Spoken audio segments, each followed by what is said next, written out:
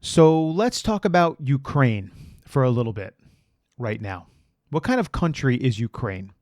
The leftist media would have you believe that it's some sort of bastion of freedom, truth, and liberty. But this really couldn't be further from the truth. Right now, Ukraine is under martial law, almost fully controlled by Zelensky.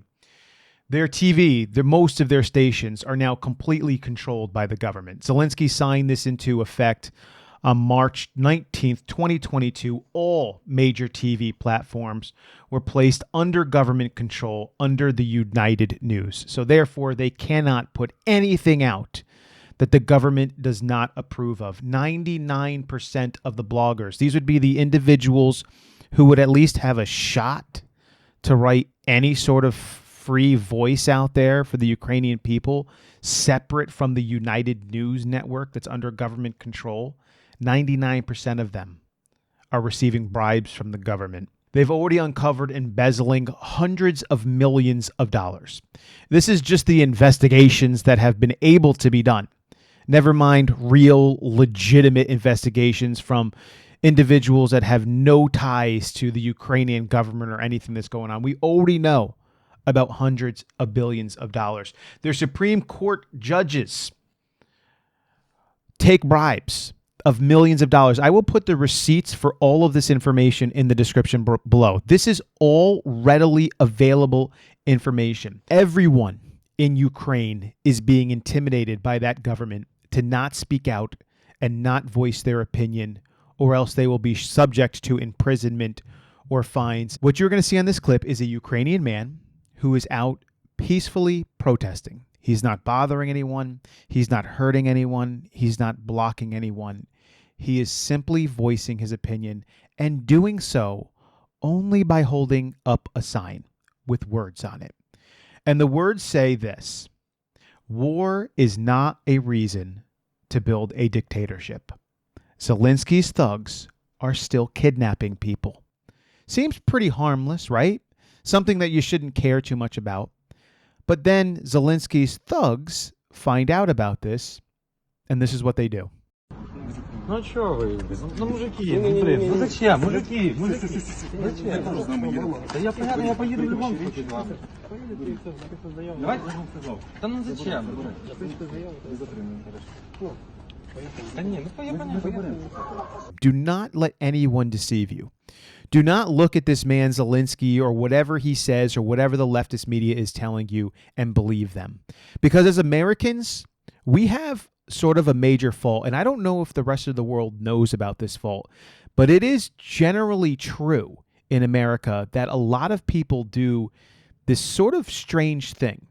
And what it is we project our values and our culture on other people.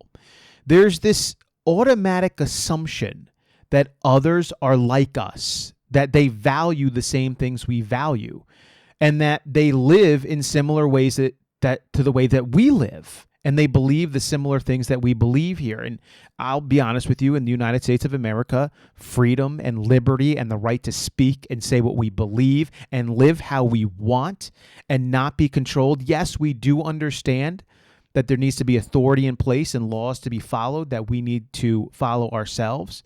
But we want to limit that as much as possible and be able to live how we want to live. For some reason, we project these values on other people. And we believe that that is what their governments do as well.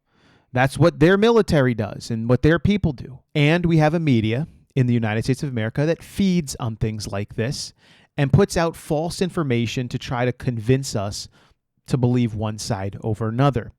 But the reality, when you look at it and you peel back all the layers, is many times very much different. Our money in the United States of America, and if you are watching abroad in Europe, UK, France, our money is going to support things that really do not align with many of the values we have. And for what reason? Because we're fighting against what? Against Russia? Russia, their government has values that we don't agree with as well, but as if Ukrainian government values are any better in reality. I mean, it could be easily argued that none are better than the other. This seems like every historical war that we've never should have been involved in happening again. where we choose a side and you realize, wow, this side is no better than this other side. And they're both going at each other, and we're spending hundreds of billions of dollars, and people are dying.